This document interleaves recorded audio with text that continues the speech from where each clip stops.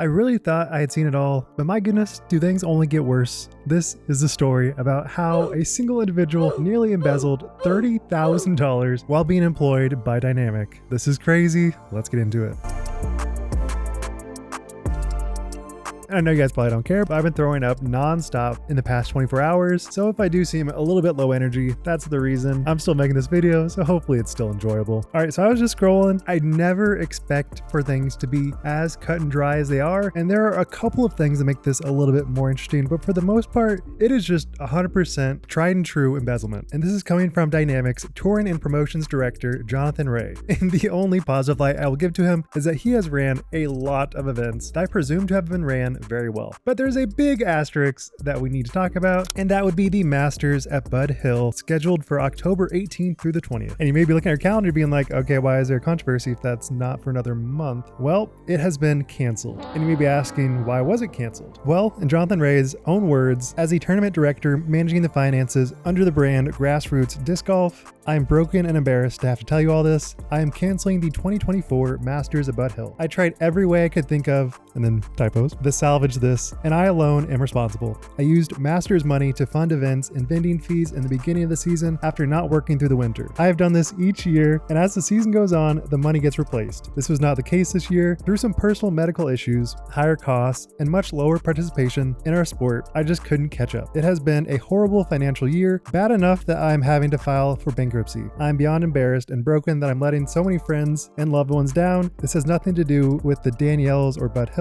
Don't really know who that is. This is on me. I want you all to know that I will repay every one of you, but it won't happen overnight. I'm working on liquidating my inventory and will begin refunding when that happens. It will not cover everyone, but I will continue getting them out as quickly as I can. And just some additional things in the description. Please make sure you're setting a good example for everyone. Brother, And another great comment. I know none of you will read this, but it's here regardless. If you do, know that you are appreciated. Much love. My goodness. Oh no. This could not have been met with more backlash, more honest and true accusations of embezzlement. This is like the most cut and dry. There was clearly obvious points throughout the entire duration of this event that he has been embezzling funds for his own personal use, and the fact that it only caught up to him now is kind of miraculous. I don't really know how you can go on with a business trying to use that as personal funds. For me personally, my own business, that I can deposit whatever money into my own personal accounts, I have not even done that once. So the fact that he so brazenly withdraws all of that money into his own personal assets and uses it for allegedly medical expenses is just ridiculous. This is just so obvious and blatantly bad, and people are standing up for him, saying that he is a good man that just did one bad thing. And I have to say to that, and Terry, you're wrong. You are so wrong. The fact that someone is willing to steal from you does not make it right. The fact that he has ran countless good tournaments does not matter. That is not a part of this evidence. The fact that he was probably using all those funds for his own personal use previously makes it just so abhorrent and just a bad look for disc golf.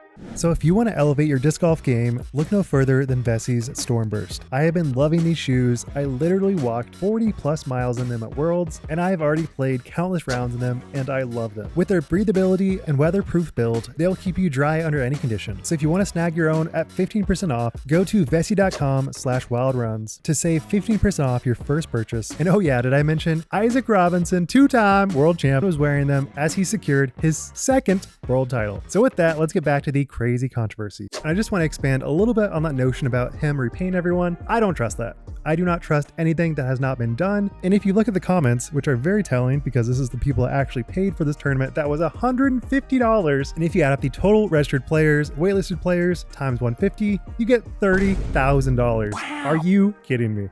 I just love these comments. They are hilarious. So we had someone requesting a refund 3 days ago. We had someone waiting a month on September 4th. Someone on August 28th requesting a refund 3 times, met with no responses. We have someone also on that date saying, hey, heading to Europe, can't afford this tournament, need that money. Thank you for everything you do, J-Ray. And this just reiterates that he may be a great guy, but great people do abhorrent things. And this is number one on that list if you are a tournament director, just straight up stealing the money. And so you see all these points of evidence, and it just really builds this case that this was probably not going to be as big of an issue if he just canceled the tournament early on without allowing all these players to do enrollment. But you know that that was very much not the case. He allowed 176 players to register with 26 players on the wait list. And I couldn't represent a gift better than this one. Right to jail. And obviously, no, I don't think he deserves jail time for this, but this should be an offense that gets actual attention from lawyers because this is 100% just straight up stealing. There is no other way to look at this. Sure, you could give an argument like US healthcare is so expensive that he couldn't afford it. Dynamics should have offered him some form of healthcare, which he maybe had, I don't know. But by the singular evidence of medical debt, I think that is a very interesting thing, because that is the one debt that you will not get arrested for not paying. It is the only debt that can actually be pushed back for the longest period of time. So the fact that he was willing to use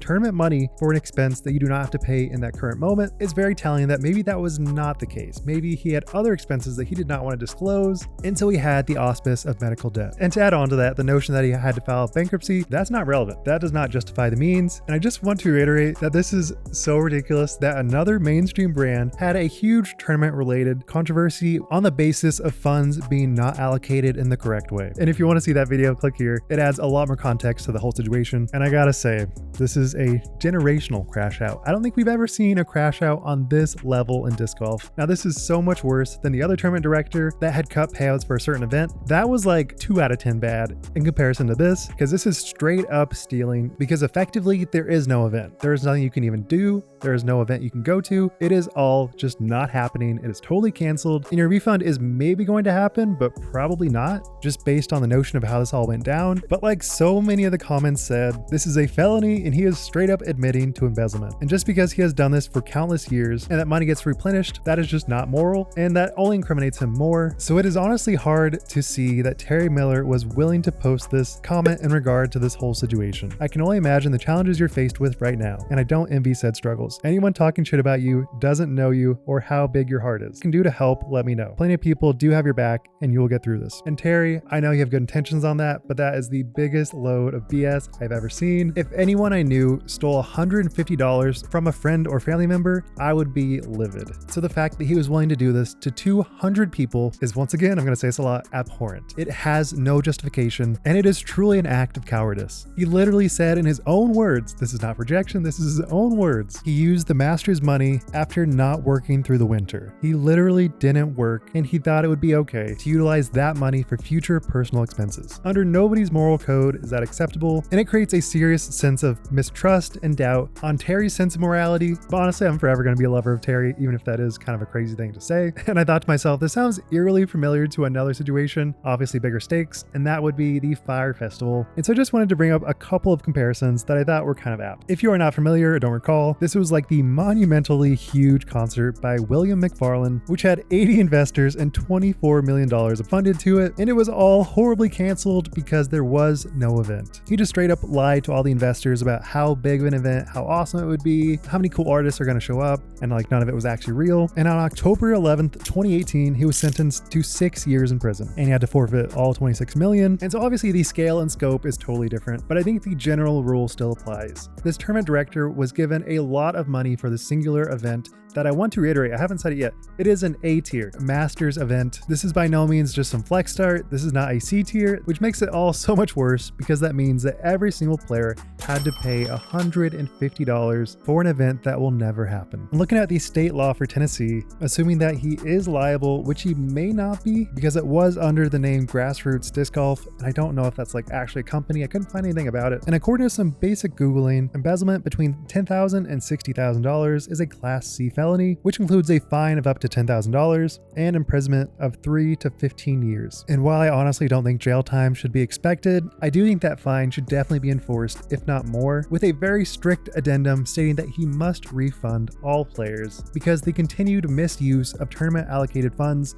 is going to forever be wrong no matter what use case you have for it. And with literally 200 players adding to this total fund, this is going to be a lot of upset people. So the potential for dozens and dozens of these players to want to receive their money back is very probable. So I definitely expect some form of legal action to be taking place here. And if you are DD, this honestly is just such a cut and dry case. You need to fire this individual, which is kind of a crazy statement because I've made other videos about why DD has had very morally dubious individuals on their staff. If you want to see more about that, check out this video. I've done this all. So the fact that this continues to be an issue makes me feel like, what is the solution here? Maybe allow some way for the PDGA to manage these funds so that we don't have the situation where tournament directors have the ability to utilize these funds for anything but the tournament itself. And maybe that can only be done by auditing every single transaction. I don't really care what it takes, I just feel like this needs to be done in order to allow pure transparency from the tournament directors so that every player knows that when they register for an event, it will be what they promised, and you don't have weird situations where the tournament doesn't even happen or payouts get changed, which feels like the bare minimum. And to kind of back up what I'm saying, I literally just had a situation where my bags were part of a tournament which additionally had a custom Velcro stamp that was going to be given to everyone that bought my bag. Due to the manufacturer that's sending out those labels send it out late, I had to pay extra to overnight it. It still didn't come to me on time. So as somebody that is trying to be as transparent as possible and talked to the tournament director, and we decided that with the expectation of getting that custom patch, since it was not able to be fulfilled on time, they can get a full refund, no questions asked. As far as I know, no one actually wanted a refund, but it just goes to show that it is so important to be purely transparent about what happens. If there are any uncertainties about what you can actually give to the players that was different than what was originally promised, then you must be 100% transparent with them from the very onset. And since the funds were never there to start with, there is no reason why this event should have ever been posted on Disc Golf Scene. And so Johnathan or J-Ray can state whatever reason he wants,